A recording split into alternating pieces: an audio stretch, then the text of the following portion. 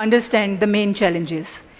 Energy stands out, contributing 46% of carbon emissions, followed by transportation at 14%, industries at 22%, agriculture at 12%, and waste management at 6%. So these numbers show why we need specific policies to move forward or to move towards a sustainable, low-carbon future. So in our panel discussion, I'd like to introduce you to Ms. Rabaia Bukhari, a seasoned professional with over 13 years of experience at USAID. Rabaia has led impactful energy sector projects, utilizing her expertise in budget analysis, technical guidance, and strategic stakeholder engagement. She has driven initiatives to boost private investment in Pakistan energy sector. Okay, so I would like to introduce you to our next panelist, Mr. Hiz Jamali, a senior climate change officer at the Asian Development Bank, boasting 18 years of international experience. His expertise includes integrating climate change into development projects, GHG measurements, forestry, and stakeholder engagement. A big round of applause for Mr. Hiz Jamali. I'll invite all of them at the stage once the set is ready, so I am just introducing them. So we have our next panelist, Mr. Sajjeed Aslam, partner at SpectrEco and founding partner at Metric Ventures Economy. With over 25 years of expertise in growth strategies, finance, and governance, Sajjeed has mentored tech ventures and advocated for ESG integration. He is recognized internationally for his initiatives in climate change also. A big round of applause for Sajjeed Aslam. Well, introducing you to our next panelist, Mr. Naseem Qamar, Director of Health, Safety and Environment at Mari Petroleum Company Limited. With 24 years of expertise in field operations, enterprise risk management, sustainable development, and HSE, Mr. Qamar is currently overseeing the HSE and sustainable development portfolio at MOL. A big round of applause for Mr. Naseem Qamar. Next we have Mr. Saad Ahmed, currently serving as country lead at Shell Petroleum, with a distinguished career spanning business development, retail operations, and sales management. Saad has also held roles as brand manager at P&G. He holds an MBA in marketing from the Institute of Business Administration, Karachi, and serves as a faculty member for IBA program related to communication. Give it up for Saad Ahmed.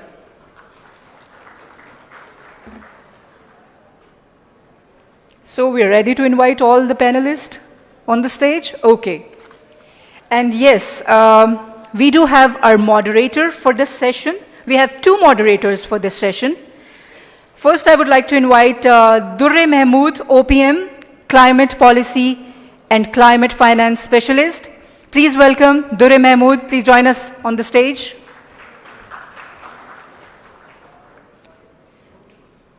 And then we have our second moderator, Mr. Fawad Hayat. Fawad, please join us on the stage. And yes, all the panelists.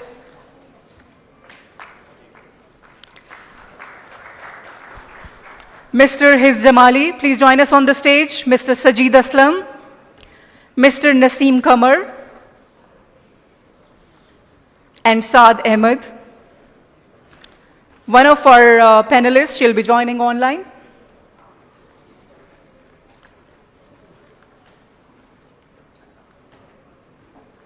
All right, so over to our wonderful moderators. Thank you, Ji. As beautifully summed up by Fawad and Bilal Saab, that carbon markets can actually create that lucrative financing incentive for private sector companies to sort of invest in clean technologies and projects, with also sort of reducing their carbon emissions. Now, surely providing conducive environment or regulatory reforms that we've been talking about are crucial in sort of operationalization of carbon markets. But like Bilal Saab said, standards, climate financing are also crucial. So is the ESG and reporting that we would be talking about. However, the carbon markets itself cannot just operate without its key players, which are the buyers and sellers, are definitely those are the private sector guys, which we'll be speaking to. And most importantly, they can actually help us to be on that NDC trajectory and meet our targets, which Fawad was actually referring to. Now, giving you a context, private sector globally and even locally are investing in different projects, whether it's the process improvement, say, CCU, those are the technologies that our colleagues are going to be discussing, whether it's the NBS, some biodiversity credits, perhaps there are other initiatives that our South Asian country neighbors are also taking place, which are in transport sector, built environment, energy efficiency, that we can touch base in our panel today. So without further delay, we'll move towards the technical panel. Thank you so much. Thanks a lot. All right, Ji. So starting off, my first question would be definitely to all of you one by one, but I would really be interested to sort of knowing that how you are sort of prepared to sort of participate in the carbon markets. Is carbon markets, whether it's voluntary or compliance, on your radar? Is it a part of your decarbonization strategy, your future plans? Whether you're sort of reflecting in your current initiatives or pipeline initiatives, perhaps would like to know more about your initiatives. I think first I would like to give the floor to Saad, and then we can move to other panelists. Over to you, Saad. Thank you. Sure. Just wanted to check if I'm audible. Yes, looks like so. So thank you so much, and thank you to NDRMF for organizing this. अगर आप carbon markets की बात देखें, so it's a phased approach. So if you look at Shell, it is not just about participating in the carbon markets, but it's also about reducing emissions first, making our portfolio more efficient, and then of course the realization that it won't be possible that you wake up in 2051 and the world will be a net zero place. So there are unavoidable emissions for which you need to generate carbon credits, either trade them or generate them on your own. Shell has been one of the largest investors in the nature-based solutions project across both the Americas, EU, as well as Asia. So from that perspective, we have a very buoyant look of the carbon markets. Yes, after the Ukraine war lost a couple of years ago, the market has remained depressed. But there is no reason why money won't flow in and good credible projects won't be there. But in terms of as an organization, our view is very, very clear that it needs to be a very credible project. It needs to be a project that benefits the communities, and it needs to be a project that stands the test of time, as well as the very stringent requirements posed by the bodies. So that's an overall overarching approach in terms of our view of the carbon markets.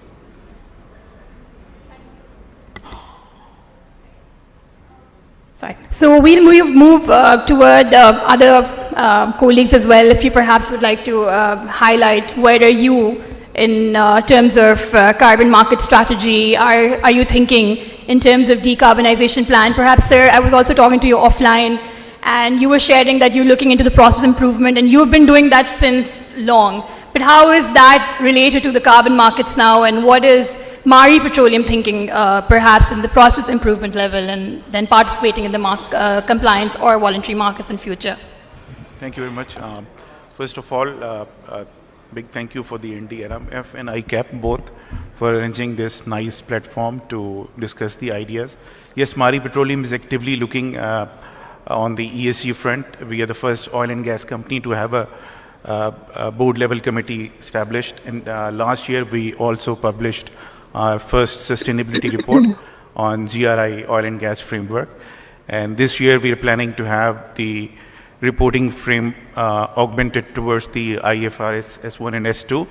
So the idea was to, since long we have been doing different initiatives in different forms, but now we have adopted a more structured approach targeting GRI, S1 and S2. So on the onset, as we are the oil and gas company that is being under the scrutiny worldwide, so we understand the challenges, risks, and the criticism that the oil and gas companies face. But if we talk about the Pakistan's market right now, so we are, so one thing that was touched upon by one of the speakers, that the transportation is also one of the major contributor in the GHG emissions.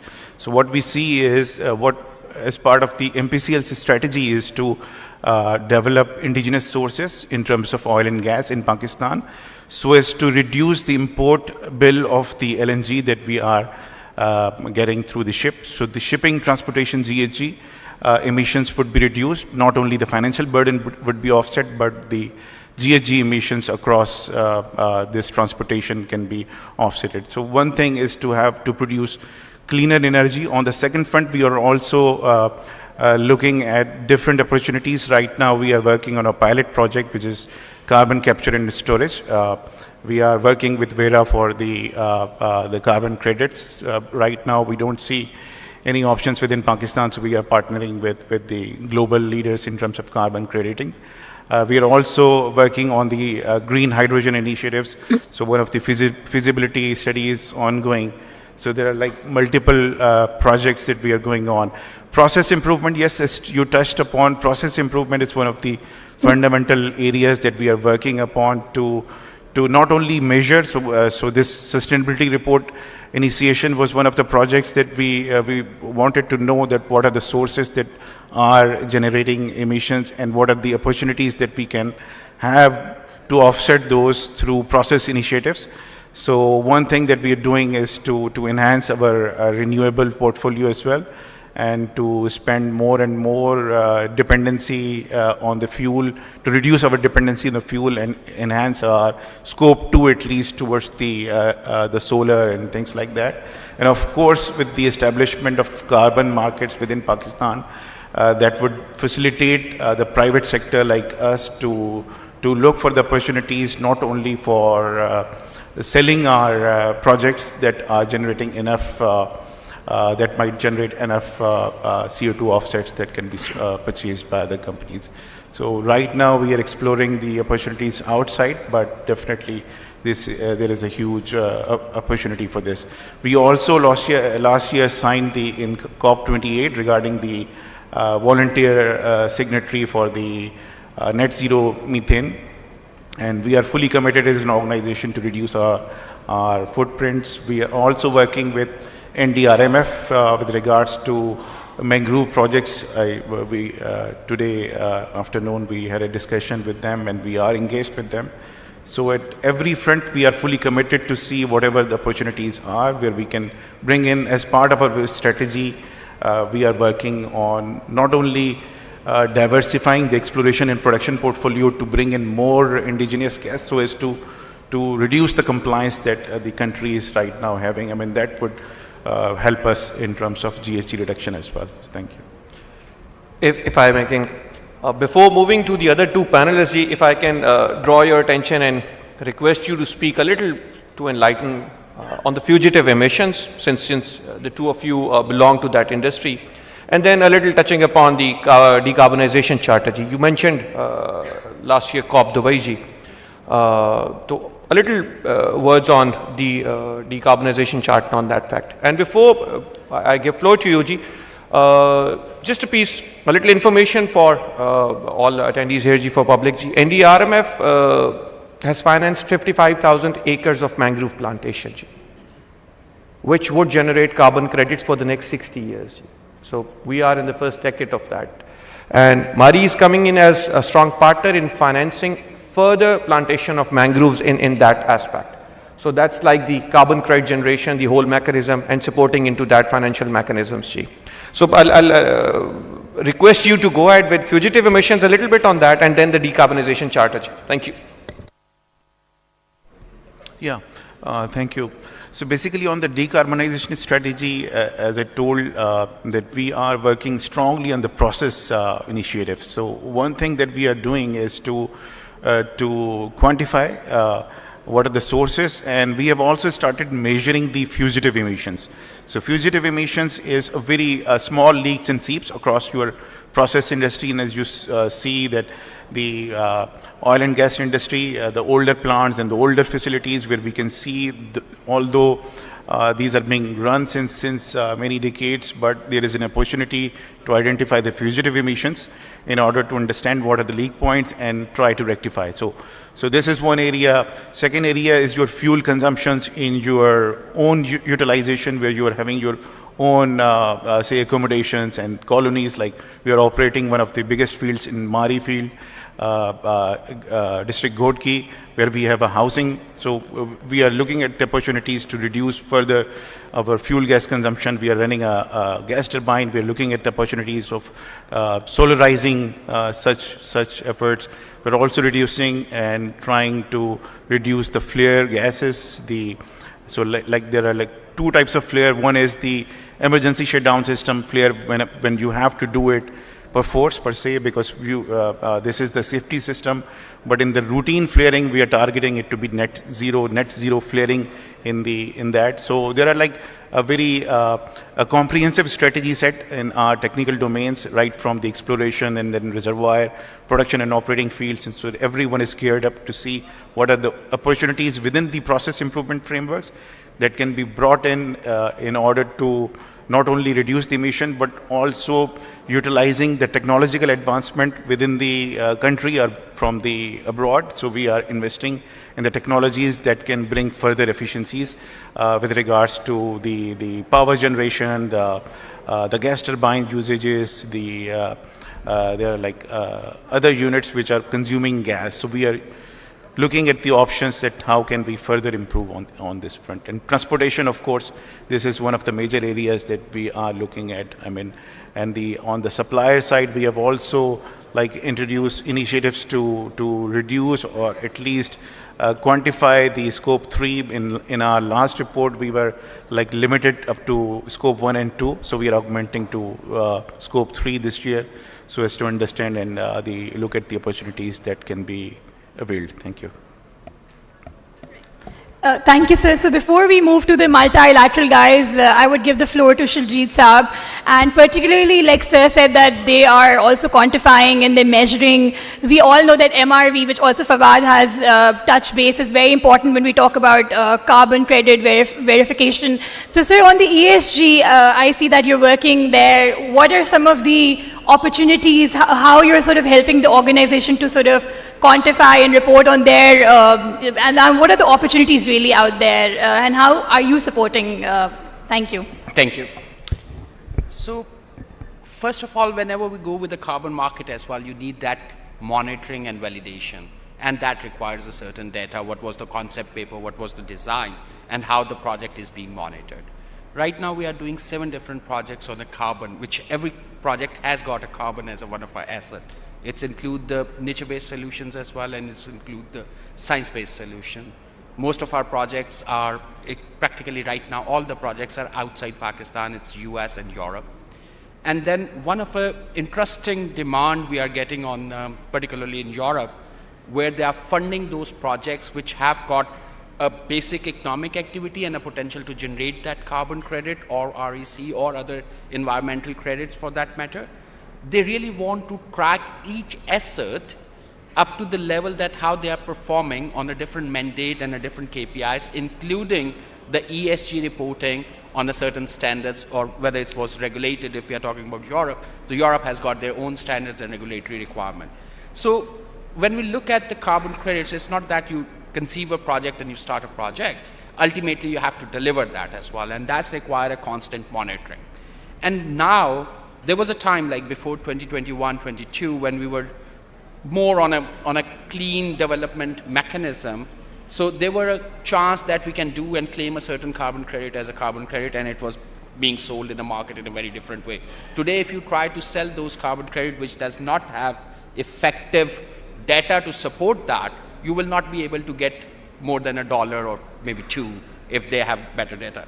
But at the same time, in a voluntary market, Amazon has launched Abacus as their own standard, that they has got a separate label, VCU, like the voluntary carbon units, which is not only how you are removing, avoiding, or reducing the carbon, what are the co-benefit, how it's affecting the society, how the biodiversity is affecting. And they are putting a price on that mechanism. So if you want to create a pipeline for Amazon, which Pakistan is quite ready to do that if we do it right. So they want to put up the money up front, even for the consultation, for the development of the projects. They are looking for the pipeline, and they are very much focused on the nature-based solution. And that's where Pakistan comes into play. Second part, now other voluntary standards, if you look at VERA and the gold standard, they are also updating themselves. Another opportunity, again, that's require a sustainability reporting, and most of the accountants are there, that's require those validation data. EU ETS, emission trading system or schemes, they do not restrict the carbon project coming only from Europe. UK does, Europe doesn't. They did that in the between, but now it's open. So there are 6 or 7 key industries.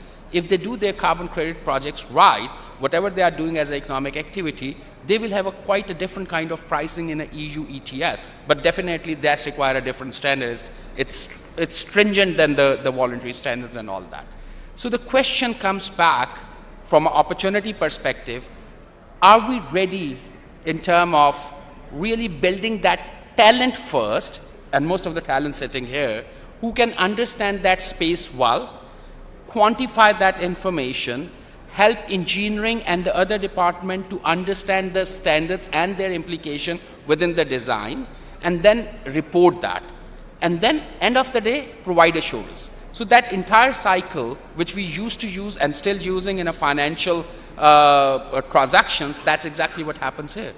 It's just that, like the way the options and the warrant came into the play, how we have utilized that, how we have created the financial instrument around it, this is the same space. This is again an opportunity where you can design a financial instrument, and particularly hybrid one, which can have a grant, which can have a commercial capital, and the ROI can come from the underlying economic activity and plus carbon as an asset. And as soon as one project is registered for that, and that's a key area, it's not that how much money you make from the carbon credit. Once your project is validated for any in an international standard, any standard, whether in a voluntary one or in a compliance market, there's a lot of investors sitting out who are looking for the project where they have a mandate that they can only invest in the projects which are green. And as soon as your project qualify for that, I'm not saying that it has delivered, it's become eligible based on that standard, there's a money sitting out there where the investors are struggling to put that money because they are not getting those projects which can have an underlying data to substantiate that it's ESG compliant or it's a green project on their mandate side. So if we just look at from Pakistan perspective, our organization, whether it's a public sector or a private sector, if they start looking at as an opportunity and start taking steps towards that, even they commit to that, these are the targets they are going to do, and they are bold enough and start tracking that information, it's lead to the carbon credit, so you can have a product to sell in a carbon market, but at the same time you can attract a lot of international investment where people are looking for projects and they can't get that one. So that's where the sustainability reporting come into play, and that's why it's important to really get into that space and start tracking it. Saad, you want to add something before I jump to the multilaterals? So I think really interesting point my fellow panelists brought up, which was, are we ready for it? And it is very important to understand कि जब आप अगर एक carbon project लगाने जाते हैं, इन्होंने बिल्कुल सही कहा, ऐसा नहीं होगा कि आज आप सोचेंगे कल वो project लग जाएगा. The techno-commercial understanding needs to be exceptional. The understanding of how do you identify the societal impact. आज के वो दौर आपका चला गया, आज से शायद 7-8 साल पहले वो दौर था कि जब एक sub-optimal carbon project also used to fetch you a good price. But now it is very important for you to have qualified individuals who look after the entire social aspect. Because जब आपका verification का या audit का process आता है, the entire social welfare mechanism is key for you being able to trade that. That is very important. The understanding of the technical aspect, that is extremely important. To understand the fact that it is not only good for the environment, it genuinely does makes good commercial sense. उस चीज़ की understanding. Vera की requirement होती है कि you have to take accountability of that project for 30 years. 30 साल का जो project होता है, so it is a heavy duty investment which requires a lot of resource allocation. So from that perspective I think it is one of the key areas that is stopping Pakistan from becoming a robust market for carbon. That is where, like most of the industries, we are falling behind the likes of India, Indonesia, Malaysia. So that is a huge challenge. Right. I think we're very fortunate to also have the multilateral development agencies within us today, both the USAID and ADB. So I think taking the opportunity and building on what Saad and Sajjeed said, that, you know, resource mobilization is necessary, project developer presence is important, technocratic understanding, technical feasibility is very important to sort of going forward. So again, I would like to ask first from Hiz Jamali Saab that, you know, how multilaterals are actively jumping in to sort of operationalize this carbon market in Pakistan. What are you guys doing? What are the pipeline initiatives, country priorities? How's ADB thinking going forward, especially considering that you're working in infrastructure projects and where there's opportunity for transport, build, environment, and other hard-to-abate sectors? Over to you, sir. Thank you. It's a great pleasure to be here. And so I guess when we talk about carbon markets, essentially it's a means for decarbonization. That's our main goal. So as just for the audience, if you're not aware of Asian Development Bank, we are a multilateral development bank, and our core business is lending for development.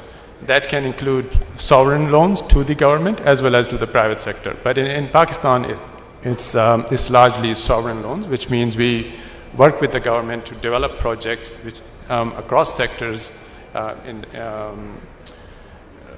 So I think what has changed in the last couple of years is that all our investments now have to be aligned with the Paris Agreement.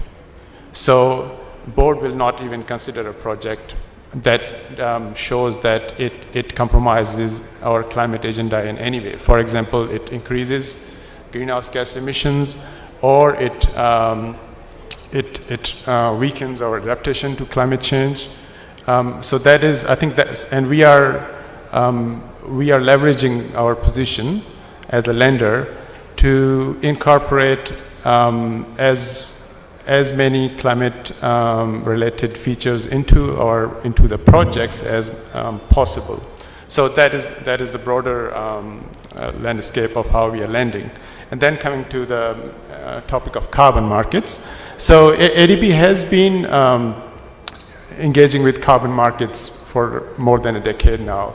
And some of the initiatives actually have closed now. This goes back to CDM days, the Clean Development Mechanism. There was not a lot of confidence in the market. Investors weren't really supporting projects. And Asian Development Bank was providing guarantees to those investors so that they could invest in those kind of projects. Now, the Paris Agreement is in place. There is Article 6, which is a whole new world of carbon markets, and there's a lot of work going on preparedness, and we have ADB is investing a lot in technical assistance in helping countries to prepare for the new world of carbon markets under the Paris Agreement. And one of the examples I think I will give specific to Pakistan is for agriculture is a big part of our society and GDP. So one of the things we realize is we really don't know our baselines. We don't have good data on greenhouse gas emissions. If you look at our greenhouse gas inventories, they have large uncertainties. And agriculture is one example. We started working with rice farmers about, let's reduce methane emissions. And their first question was, well, what's in it for me? Why should I do it? It's more work for me. So, and that's a valid question. And it's probably every business person, and you know about business more than I do, so that's a valid question. We have to answer that. So we started working saying, okay, let's develop a carbon market project. You will get some incentive, but there is no data.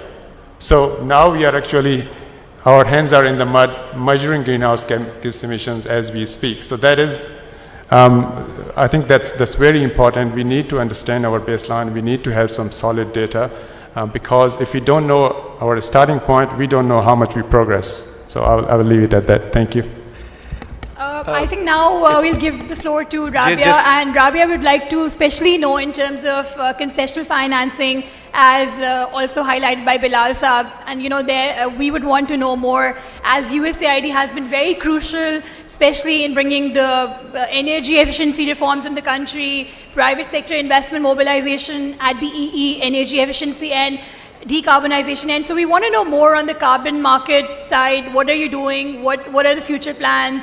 How does the financing landscape looks like, and how can private sector also benefit, and what are you guys doing in Pakistan and abroad? Over to you. Thank you, Rabaia.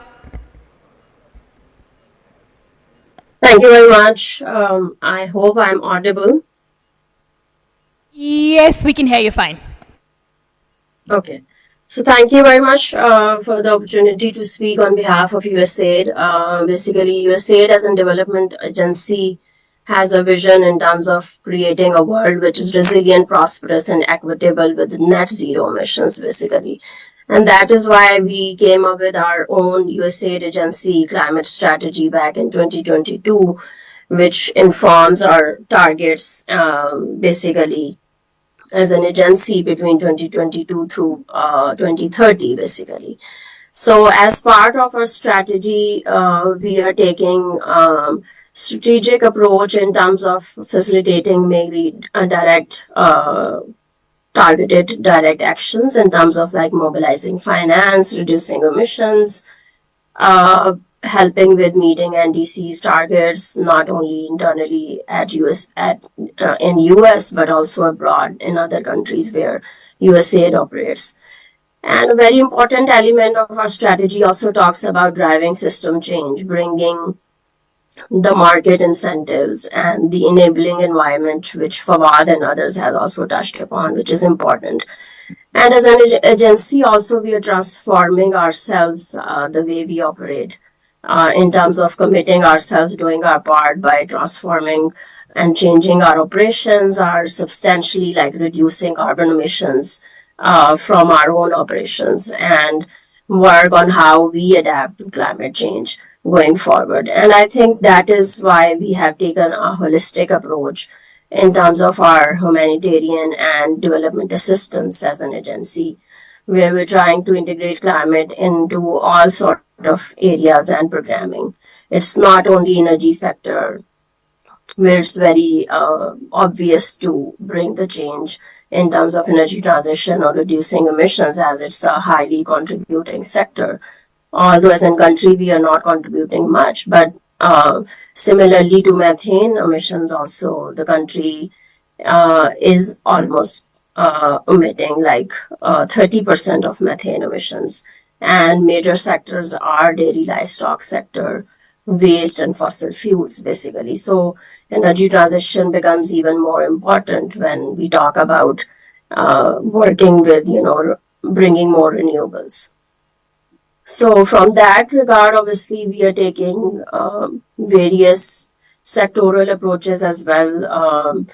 When we read the market, obviously, looked at the market needs, and we assessed, basically conducted a market landscape analysis to inform our programming in climate finance and carbon markets world, basically. We looked at and find out after a lot of stakeholder consultations and discussions with various players and industry players as well, that Pakistan definitely is not ready right now for immediately going into a compliance market.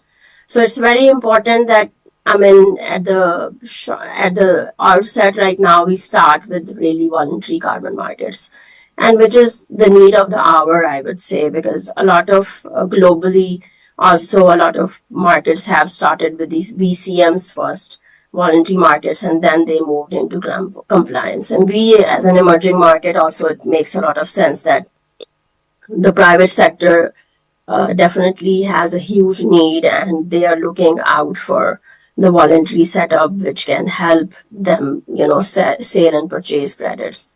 So after our analysis, obviously, we find out really, and as part of the findings, we looked into two major work streams to support. One was the government work stream, where we are helping and working closely with Ministry of Climate Change to come up with the VCM, voluntary carbon markets, really the framework, the rules in terms of where it defines. You cannot highly regulate this market, obviously, but the government definitely has to play important role in terms of when it comes to, especially for the project developers who bring the technical and financial know-how and capabilities to do the projects for the carbon offsets. But at the same time, for the corresponding adjustments type of projects, government would need to give authorizations. And same was the case when it came into the Delta Blue in this project in Karachi, Sindh, basically.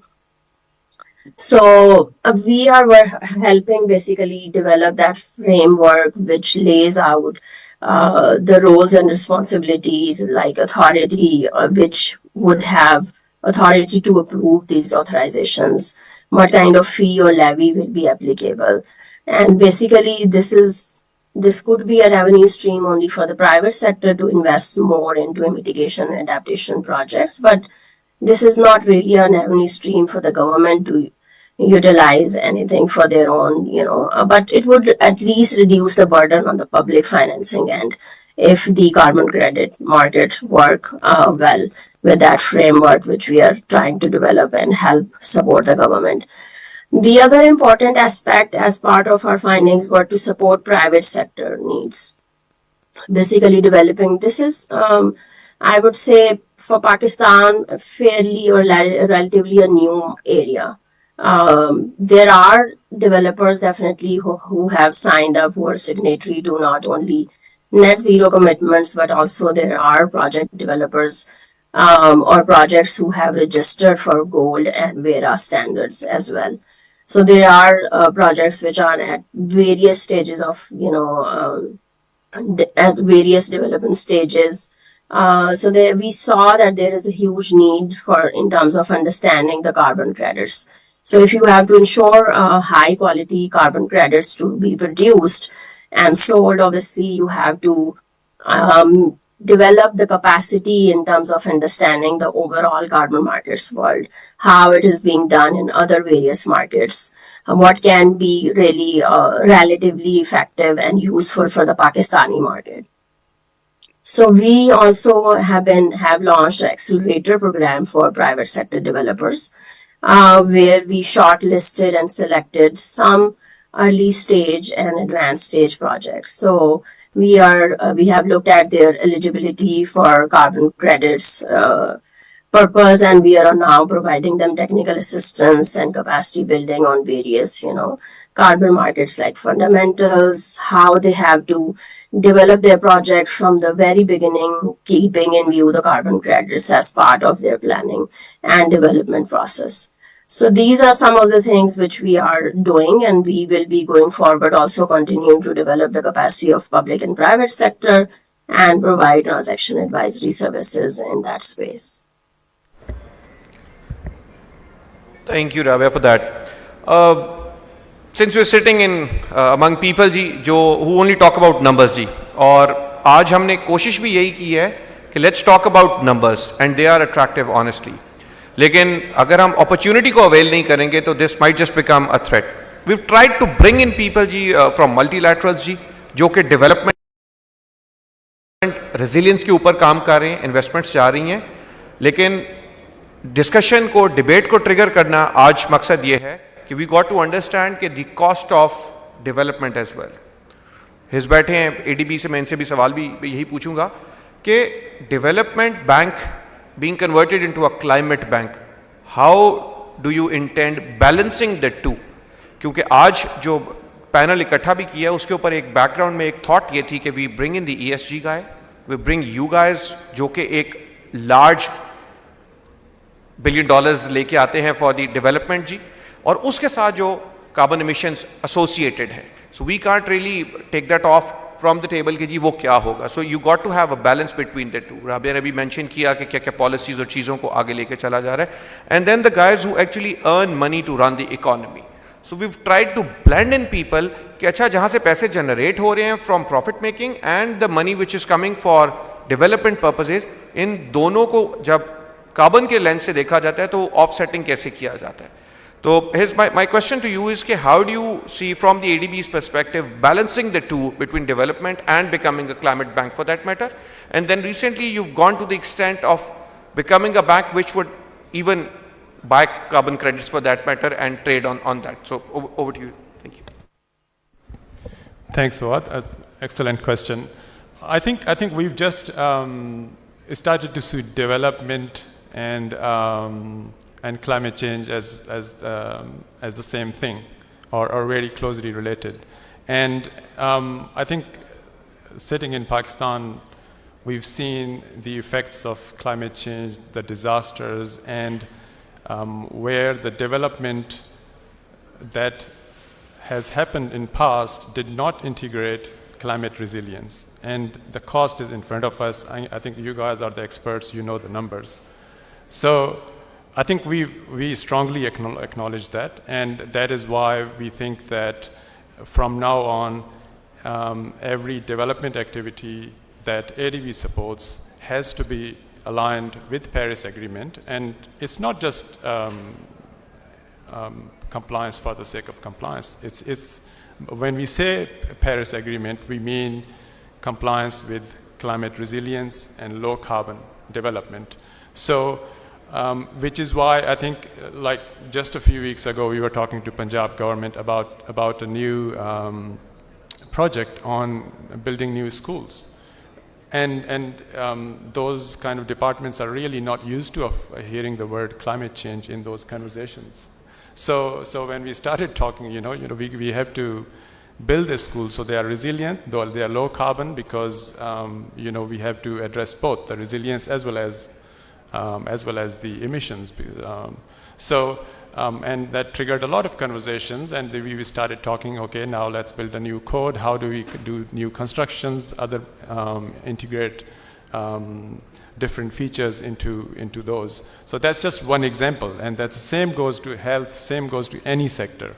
So I think we sort of see it as the climate change and development as a part of the same equation, and it's actually being incentivized. So if you develop a project, if it has a stronger component of climate finance, you are more likely to get concessional loans. So there is an incentive for the borrower as well now to integrate climate change into their projects, because then the interest the terms of that loan will be softer. So that's a strong incentive. And so I guess that covers your question? That pretty much covers my question. I think that was the thing which I wanted you to share with the audience as well, that how attractive the overall thing is. You bring in the climate finance, the climate angle into the whole thing, and your numbers can increase in a starving economy. That is what matters. In order to bring in investments, in order to bring in money into this economy, in order to bring in foreign exchange into this one, climate angle is something which has a pivotal role to play now. Since we're reaching the end and I've been asked to wind up, so I'll ask Dore to please conclude the overall thing. Thank you. Okay, just conclusion or the last remarks? Last question, sorry. How? Okay, so I think, the conclusion, I think one last question that's very important, and I would like to ask the private sector, especially some of you who are already working on the pipeline initiatives, that what is the active support that you really need right now? Is it the financing? Is it the project developers, like the project preparation facilities at the moment? Or we do not have that technical capacity in the country? Fawad pretty much explained this project cycle. So where are we lagging? Because both Sajjeed Saab and Saad mentioned that right now we don't have, except one or two projects that are up and running, we don't have many transactional projects, and that too are in international markets, not locally, because we do not have the registry. So over to you with the major challenges and where you need active support, and where organizations like NDRMF, USAIDs and others can actually quickly help you to sort of tap into some bankable projects, some low-hanging fruits. Thank you. Sure. So I think before Sajjeed Saab goes, the first thing is competency development. So for instance, abhi Pakistan mein you don't have a challenge in terms of attracting money. What you have a challenge is if someone has money, who does he go to? We aren't able to even count on our fingers credible carbon developers or people who you can back in terms of that these are 2-3 organizations who can develop a project. Let alone develop a project, even writing a PDD. So project, किसी भी carbon project की जो life cycle होती है, from the time you start thinking about it to the time you put the first tree in the ground is almost 2.5 to 3 years. That is the kind of time it goes. Organizations like ADB, NDRMF, Ministry of Climate Change, if there is one area where the private sector would really appreciate help is competency development. Taking people in and helping them develop an understanding of what carbon markets are, what do project developers do. As a project proponent, आपका क्या role होता है, आपकी commercial understanding, technical understanding, societal understanding, financial modeling, all those sort of things are gravely in dearth right now. And that is, in my view, Sajjeed Sahab may have a different view, in my view, that is the biggest thing that is stopping us from investing openly in Pakistan. अगर मैं आपको छोटी सी example दूँ, फवाद ने जिस तरह का, voluntary carbon market in 2022 was around $2 billion. This is expected to float up to $40 billion by 2030. We will lose out if we don't have the competency. Sindh ने एक project किया है, और इस एक project के मद में they are going to bank around $250 million per annum for the next 20 years. So that is the kind of scope. And I'll hand over to Sajjeed Sahab. Okay, right. I will fully second the opinion put forward. I think the competency development is one area, core area, I think that the private sector, government sector and all, Ministry of Climate Change, NDRMF, we can jointly work upon to understand the project life cycle. The second thing is that we need to put forth the regulatory framework and the policy. I think the working is ongoing. I think that would help the because a lot of projects that we think and conceive and then we just drop because of the lack of clear advice and regulatory framework available within Pakistan. So we are working with Vera and other companies just to see the opportunities for carbon crediting. So within the oil and gas sector, as a private sector, we do understand there is a huge room and there are plenty number of projects that can be materialized. But I think the competency development as well as the regulatory framework and the policy framework would help. And the third part that we also need to increase through, this platform is providing that, increase the public awareness, because we are a very large population. So we need to build the awareness into societies and into general public that the responsible use of energy and responsible use of resources is one area. One thing that Fawad touched upon, I think the CEO of the NDRMF touched upon, although our total if we count on numbers, the GHG emissions is less, but if we talk in terms of carbon intensity, we are the biggest emitters. So here comes the opportunity that we can always do a kind of process improvement projects as well as some other volunteer or compliance projects in terms of reducing the carbon footprints. And in addition to this, since these projects would be conceptualized and materialized into different segment of the society, so society understanding and their buy-in is also necessary. So as we grow into this debate and in these workshops kind of thing, I think we need to bring in more and more from the universities and academias like NUST, LUMS and ICAP is already part of this. So I think the more we include the society members, the general public, especially the new generation who is studying in universities, they need to understand, because there was a lot of focus on the environmental engineering and the sustainability within Pakistan right now. I think this is a very great opportunity to collaborate with the institutions, the educational institutes, to bring them together to work collaboratively in order to fight and join this journey. Thank you. Sorry, I just want to add one thing. I think for the accountants, it's important to understand, and that's where they have got a great role. Carbon credits are not in isolation. So there has to be a business and there has to be a ROI. So we cannot go and create a business that this business is only for carbon credits. So I just get acres of land and put the plant there. It's not going to work. The cost of that is too high that a carbon credit is not going to offset it. So the difference now, when we look at the business opportunity, we just have to have a sustainability lens there to see where the opportunities and risk lies. And when you start drilling it down, you will figure out that how it's reducing the cost. When we talk about removing the the carbon emission or avoiding the carbon emission, there is a cost also which you are avoiding because it's coming from energy or somewhere there was a waste. So we have to understand that space. So you are doing the things for the right reason, and the carbon credit is an additional return which comes out of it, provided the talent can identify where the opportunity lies. So when we talk about what support private sector needs you to really come up and help them to quantify that thing and make sure they can see it in a very different, through a very different lens, not through a compliance, but through the monetization model that whatever good things I'm doing, this is the additional model it's going to drive.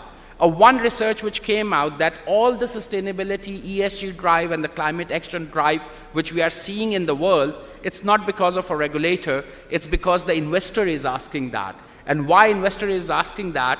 In the next 6 year, 68 trillion is going in an intergenerational inheritance, and the generation, millennials are going to inherit it, and they are very much eco-conscious. So they are the one who are an investor, they are the one who are a primary consumer. So that's why all asset managers around the world, they know that why this mandate is changing and why the sustainability is an important element. So they want to invest. The question comes back to us that are we ready to see those opportunities within our own business where we stand? And the carbon credit would be additional revenue, additional return, but the bigger return will always come by improving that economic activity in terms of output or reducing the cost side of it. So there is a significant role how we see things, even from a financial and accounting perspective as well.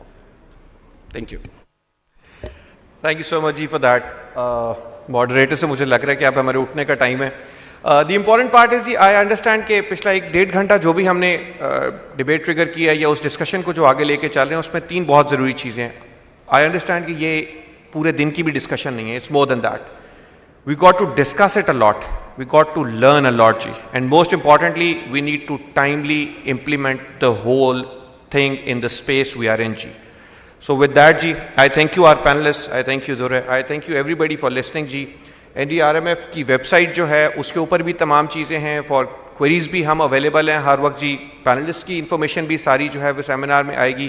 Please feel free to shoot your queries, questions, most important recommendations, जी. Thank you so much, जी. Thank you everybody.